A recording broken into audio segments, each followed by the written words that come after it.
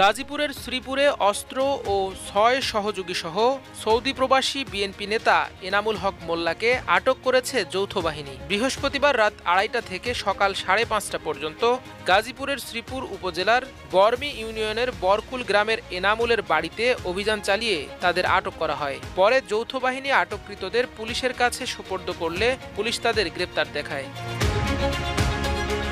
গ্রেপ্তারকৃত ওই ৬ ব্যক্তি হলেন শ্রীপুর উপজেলার বর্মি ইউনিয়নের বরকুল গ্রামের মৃত আব্দুল আহাদের ছেলে, বর্মি ইউনিয়ন ছাত্রদলের সাবেক সাধারণ সম্পাদক ও সৌদি আরবের মক্কা মেসফালা বিএনপির সভাপতি এনামুল হক মোল্লা, তার সহযোগী শওকত মীর, জাহিদ মোস্তফা, সিদ্দিক, বুলবুল এবং তোফাজ্জল।